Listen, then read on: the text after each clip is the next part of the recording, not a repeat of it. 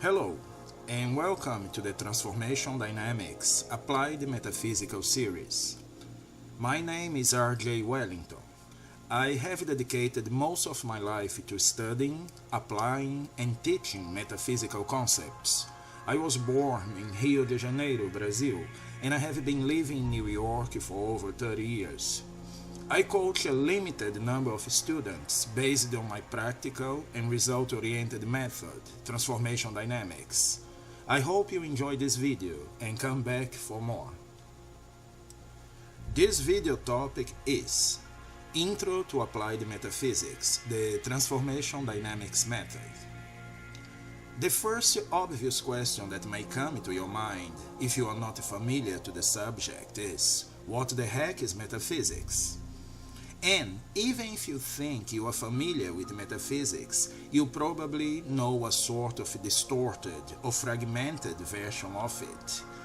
That is because at this moment in time and space, there are just a few legitimate metaphysical masters who have transcended superstition and dogma and raised above the illusion of following man-made rules or systems. I say a few comparing to the size of this world's population and the millions of wannabe spiritual teachers who are just misleading people into more superstitions, rules, and restrictions. My main goal in this video is to demystify metaphysical science for those who are interested in walking this path but discouraged by so much misleading information spread mainly by so-called specialists who have no deep knowledge of this science. Unfortunately, most of what you think you know about metaphysics comes either from New Age type spiritual seekers, those who spend their whole lives seeking and never find anything, or from conspiracy theory freaks who, out of fear or envy, call us the Cabal, the Illuminati, New World Order, the Antichrist, etc., etc. Both groups actually do a disservice to true applied metaphysical science, thus hindering the further evolution of this planet. So, in Transformation Dynamics, our first task is to strip metaphysics of all superstition and religious association. Many people are turned off by the term metaphysics because they associate metaphysics with spirituality, which is in turn associated with religion. This is a big misconception. Practical or applied metaphysics, as I practice it, is an open-ended and ever-expanding science, and we, the true metaphysical masters, teachers, and practitioners, come from all walks of life, from all lifestyles and social classes. We are free thinkers. We inquire into the nature of reality to know more about it, and we use our knowledge to improve all aspects of our lives. That's all we do, inquiring and experimentation with concepts and ideas that are still out of the scope of traditional science. Some of our practices and processes may seem ritualistic to the non-initiated. However, we use those practices as long as they are effective and producing visible results. We have no pledge of allegiance to any system, and we can easily discard any practice or even concept if it does not move us in the direction of our ever-expanding evolution and self-empowerment. Yes, we do seek power. We seek to explore our maximum potential as human beings, but we are aware that the power over ourselves is what will eventually allow us to have power over our personal realities. Some pseudo-metaphysicists are obsessed about having power over other people and circumstances. They want to manipulate and control people and reality. Little do they know, they act out of fear and desperation. A characteristic of a true metaphysicist is the respect for the law of free will. We know that we can and will get whatever we want without subtracting from others. We know that by honoring and respecting all of life, which is our own creation, we harmonize ourselves with the universe and contribute to its growth and expansion. Our goal is much greater than to make a little more money, having a little more health, or attracting a good partner.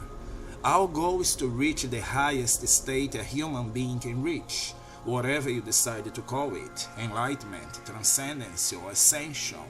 In conclusion, we don't want to just improve the nightmare or the 3D world. We work towards waking up from it completely. And then everything falls in place. We will still be operating in a physical reality, but we will live in a different level of consciousness. And that is what the journey is all about. Expanding consciousness to embrace more and more of this infinite reality in which we live, move, and have our beings. We, metaphysicists, are not necessarily vegetarians or vegans, kombucha, tea drinkers, restricted to this or that lifestyle. We are not people who spend hours twisting our bodies like a pretzel, in a lotus posture, meditating or repeating mantras. We are not necessarily people who have renounced the so-called pleasures of life.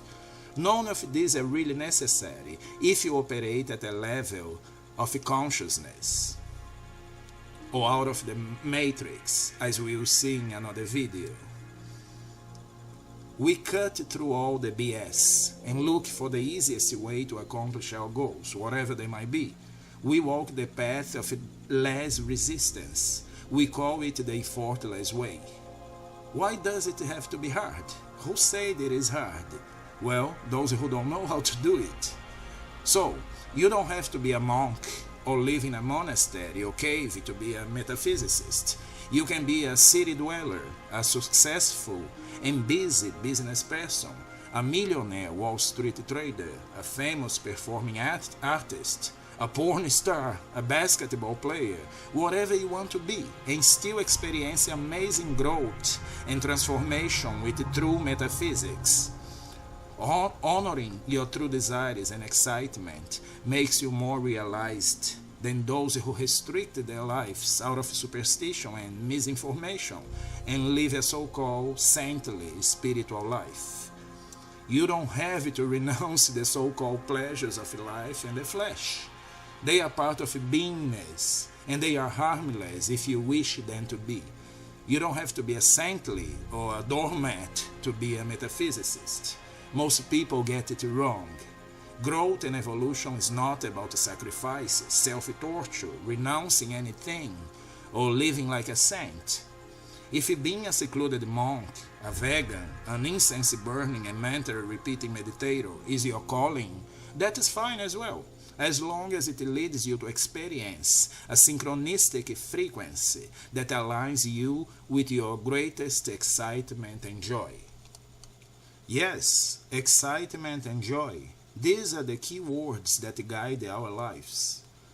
A legitimate metaphysical teacher, coach, guide, or master will always ask you, what is it that you truly want? What excites you the most? What would be your perfect, amazing life? And then he or she will guide you into reaching the right state of consciousness to jump into that frequency of reality that already exists. If you can conceive of it, it does exist, and it is your calling. It is the universe, you can call it God, wanting to experience that life through you, period. That's why you want it so much. There is a power behind that desire that is much greater than your self-judging ego. So, it does not really matter if you want to experience being a billionaire investor, an opera singer, a Hollywood icon, a playboy living the high lifestyle, traveling the world and having sex 5 times a day, or a secluded monk in a cave in the Himalayas. None of these are any better or worse than each other. They are just experiences in infinite consciousness, what you truly are. It doesn't really matter who and what you want to be or express out of your uniqueness and individuality, because your main discovery and realization will be the discovery and realization that you are unlimited consciousness, capable of experiencing any dimension of reality you crave for and getting away with it. The journey is all about exploring infinity and limitlessness. Isn't that what you truly want? What I'm saying might shock you now, but it will eventually free you. The legitimate teachers and masters of the truth have been hated, feared, and persecuted throughout history because we break the established, enslaving rules and shock the brainwashed collective consciousness out of their illusory ideas and concepts. And please, don't get it wrong about a true transcended and ascended being living in a cave. He's totally free from restrictions as well. He can have his or her body sitting in a remote cave in the Himalayas and at the same time be experiencing an amazing night of sex in London with a stunning partner, or experience what it is to be a famous performer on Broadway or Hollywood. This may be very hard for you to grasp at this moment, but as you grow in true metaphysical knowledge, you will understand it completely. One of my masters, for example, is an immortal master of his reality, and he can have whichever experience he wants, anywhere in time and space, because God, or infinite consciousness, is playing all roles and experiencing all realities. And when you align yourself with the infinite consciousness and free your mind, you are the God of your personal reality, period. Whoa, that might be too much for you to digest right now, I know. This short video, if you have the eyes to see and ears to hear, holds more secrets and shocking, true and liberating information than many books put together, I know. And now is the time for us to share this knowledge with you. The revolution of consciousness has started, and nobody can halt it anymore. Nobody can stop it. The critical mass has been reached, and the gates are wide open for your evolution. My goal as a metaphysical coach is to free your mind completely.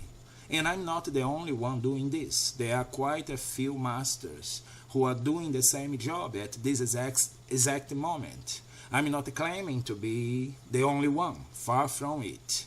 If you are watching this video right now, if you are listening to it, is because a part of you needs it, asked for it, and will be vibrating with joy by listening to it. Pay attention to your feelings as you listen to these words. The mental slavery to superstition, dogma, and rules is over. You are free. You have always been free. This is the true and eternal message of Applied Metaphysical Science as we practice it. This is the message of a true master. All practices and processes based on metaphysical concepts have one aim, one goal, to break the barriers that keep you from experiencing your freedom. Those barriers include the illusory beliefs, superstitions, ritualism, and dogma, both religious and scientific. Yes, science is also a dogma. Whoever says that you need salvation, redemption, that you need to clear your so-called karma, or to go through any type of sacrifice to evolve and enjoy bliss is misleading you. Have you ever noticed that most so-called spiritual people are either broke or sick? Most people seem to be fighting a battle against forces beyond their comprehension. Oh yes, but they will have their reward when they cross the portal, die, or when the spaceships come to pick them up. BS. They will be waiting a long time and eventually will be disappointed with themselves for being so foolish. No problem, eventually they will get it. Forget about them. You are beyond superstition. You can have it all right now if you accept it in consciousness and get rid of all garbage that has been fed to you by so-called authorities, both religious and scientific. The sheep who just repeat outdated information, the blind who lead the blind. To the serious student, metaphysics is considered both a philosophy and an empirical science. And what is the definition of empirical? Empirical means based on, concerned with, or verifiable by observation or experience, rather than theory or pure logic. Synonyms of empirical are experiential, practical, first-hand, hands-on. Let's look at the definitions for applied or practical metaphysics as we practice it in transformation dynamics. The word metaphysics comes to us from ancient Greece. It is a combination of two words, meta, meaning over or beyond, and physics. Therefore, it is a science beyond physics as we know it. So, applied metaphysical science is the practical exploration, application, and experimentation of metaphysical principles in order to produce specific results in an individual's life.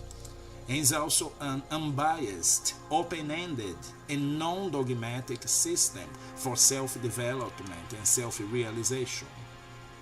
In applied metaphysics, results are what matter to us, regardless of how we produce those results. For example, entering the right type of mental or emotional synchronistic state to heal a physical condition, attract a partner, or experience a better financial condition are examples of practical application of metaphysical concepts. Entering the right type of mental, emotional, synchronistic state to experience bliss, happiness, enlightenment, and even physical rejuvenation and immortality are examples of practical application of metaphysical concepts. Yes, I said immortality. And one day you will realize that there are immortals living among us. But no matter if what you want is considered mundane or spiritual, if you get it with the less amount of effort, you are practicing applied metaphysics. There is nothing mundane or spiritual. They are just experiences. There is more than enough evidence from empirical experiences of people like you and I experiencing results based on some metaphysical principles all the time, everywhere. If you search online, you'll find thousands and thousands of examples and testimonials in writing, in video, of people achieving healing, success, good relationships, enlightenment, and rejuvenation. There are many testimonials of people having life-transforming, near-death experiences, or even winning a lottery prize by applying metaphysical concepts. Yes, metaphysics can be applied to any area of our lives. Again, there is nothing mundane or spiritual. They are just experiences in life. Nobody can really contest the evidences of people using metaphysics to accomplish whatever they want in life, even the miraculous. These evidences can be ignored, called coincidences, called wishful thinking, spontaneous remission of disease, the placebo effect, hallucination, etc. But it is happening whether you want it or not, whether you like it or not, whether you believe it or not. Whatever you believe applies to your personal reality, to your life, but it does not necessarily apply to me or anybody else. So, nobody can deny the mounting evidence around us of events that do not have a logical, scientific explanation. Sure, you can live in denial based on your ability to open yourself to new, non-traditional information. It is only your choice. And we respect that choice. You can expand as much as you want, or limit yourself as much as you want. Free will is what we call a universal law in metaphysics, the greatest gift presented to us.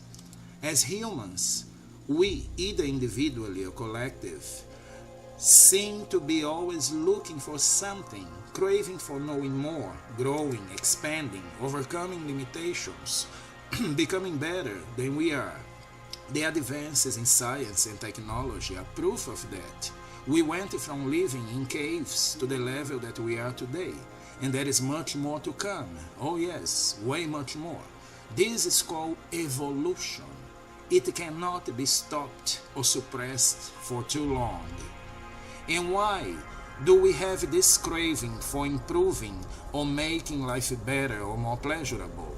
Why are we so different from the other species living this planet right now? All other animals are living today as they have always lived. They don't build houses as we do. They don't drive cars or fly airplanes. And they don't create inventions or develop more advanced intellectual capabilities, for example. We humans are definitely different. And metaphysics tries to answer this question, why we are as we are, and many more. There are originally three core classical metaphysical questions that you might be familiar with if you studied philosophy in high school or college. These questions are, who am I? What is reality? And what the heck am I doing here? In applied metaphysics, we go a step further and also ask, how can I transform who I am? How can I control my personal reality? How far can I go in expansion, growth, and evolution?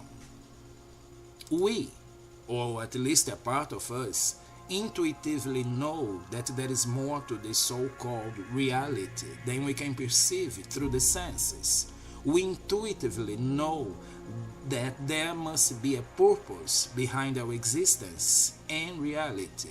We intuitively know that there must be a power influencing on the circumstances of world affairs and our personal lives. In the past, quote-unquote gods were invented to represent these powers and to try explaining reality.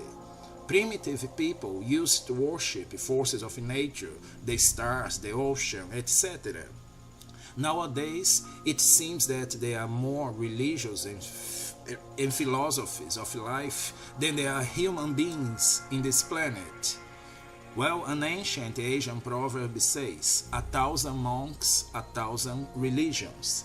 And that is exactly the way it is. Not two people perceive reality the same way. Of course, if you and I see a red BMW, for example, we will agree on that sensory input. However, our experience of that car will greatly vary depending on a number of factors. We will dive deeper into perception in future videos. But one thing we can all agree on is we know there is much more to learn. And why should we keep on learning and expanding? Because it is said that knowledge is power. And a great master say, the truth shall set you free.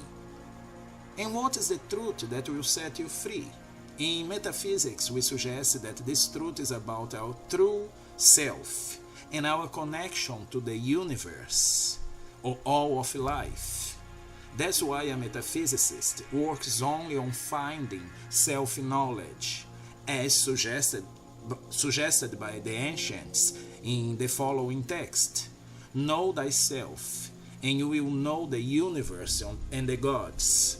This comes from an inscription on the frontispiece of the Temple of Apollo in Greece from 2500 before Christ.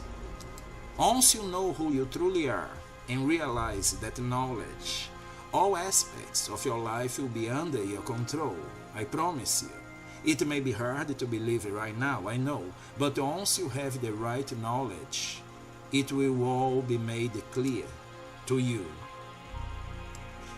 So, to wrap it up, I have to tell you that Applied Metaphysics has two aspects equally important. One are the philosophical concepts that we study in the books from the ancient texts, from ancient wisdom.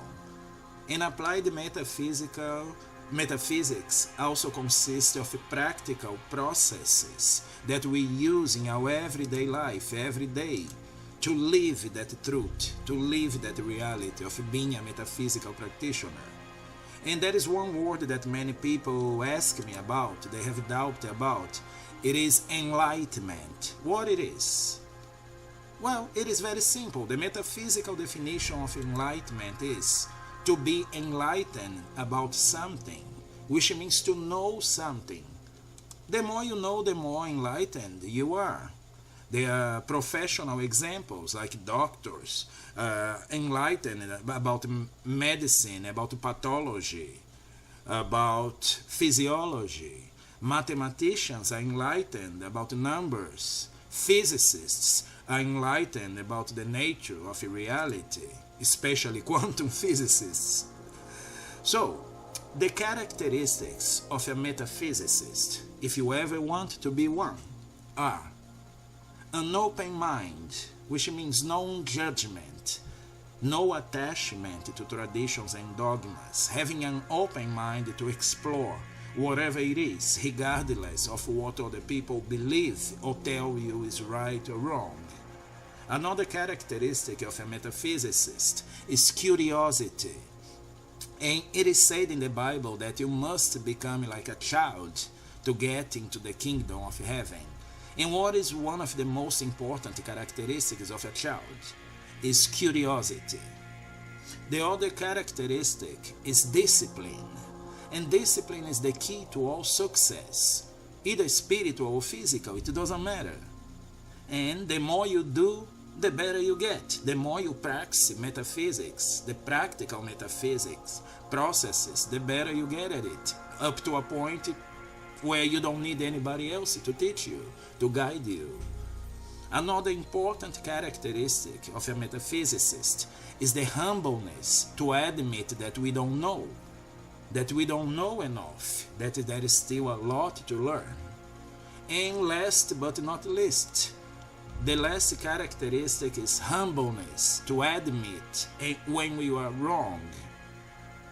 And we are wrong sometimes, so we go back to the drawing board and create another processes. We work inside ourselves to correct whatever was wrong. And that is a problem with most people today, most people who are uninitiated, who don't know anything about metaphysics. They would rather be right than happy. So no matter what they're doing, even if it is producing terrible results, but they say, I'm right, I know this, so I know what I'm doing. And that's why they get screwed. So if you want to be a true metaphysicist, those are the characteristics that you have to live by. And if you are interested in working with a metaphysical master or coach or teacher, I will tell you the characteristics you have to look for in that person, because there are some common characteristics of a metaphysical master. The first one is he or she sees everyone as equal. There is no judgment at all. We don't judge anybody. Another characteristic is that a true metaphysical master avoids personal worship. These are things for the false gurus. They want worship. They want people to worship them all the time. We don't want that. We want people to be independent. Another characteristic of a metaphysical master is that he or she shows the student how to develop their own powers and become independent. We want to get rid of our students as soon as possible. We want to make them independent as soon as possible. Again, we avoid personal worship or any type of attachment. We don't want that. We don't need that. We want to free people, to help people free their minds. That's all we want. Another characteristic of a metaphysical master is that he or she respects the student's free will and self-expression. We ask, what do you most want in life? And we don't judge that. We tell them how to get to it, respecting their free will and self-expression, respecting life, respecting God in that manifestation, that individual manifestation. We see a student as a part of God, wanting to expand reality, wanting to express themselves in this reality. And the last characteristic of a true metaphysical master, and this is as important as the others, but a little bit more important, if you will. He or she lives in a fourth-dimensional focus. We may have a focus and occupy a body in 3D reality, most of us do, or not. But our consciousness is above the time-space continuum. In a future video, I will talk about living in a fourth-dimensional focus, which is living above time and space. So these are the characteristics of a metaphysical master, a coach, or a teacher. So look for those when you look for a legitimate master. And finally, I have to tell you what metaphysics is not, so you don't get confused. Metaphysics is not a completed set of theories and practices. No, if someone tells you, I have all this information, I have all this truth, and that's all there is, this person is lying to you, because we are evolving. Maybe 5 years from now, I will be teaching a more advanced way of doing metaphysics, so we don't get stuck in a set of theories written in stone. There is no such a thing. Everything is evolving. Metaphysics is not a dogmatic or religious system. Actually, we metaphysicists, we destroy dogma and break rules. We run away from any dogmatic system because we know that is violating the law of free will. When you're stuck on a dogma and cannot further your progress or your evolution. And finally, metaphysics is not the property of a specific group, or guru, or master, or ascended master, or channel master. So please run away from those people who say they have the exclusive rights over truth. No, you as an individual has the exclusive right over your own truth. And that's what we point you to. Okay? So I hope this video has helped you understand a little more what applied metaphysics is and what it is not. Please stay tuned and subscribe to my channel to receive notifications on future videos. There are many exciting things coming up, I promise you. If you want to know more about our 100% risk-free and very affordable Applied Metaphysics coaching program, please visit www.truemetaphysics.com. I guarantee you that I will share the most profound and advanced metaphysical concepts and processes that can be applied immediately in your life, and you will see quick, if not instant, results. May the force be with you always. Thanks for watching my video.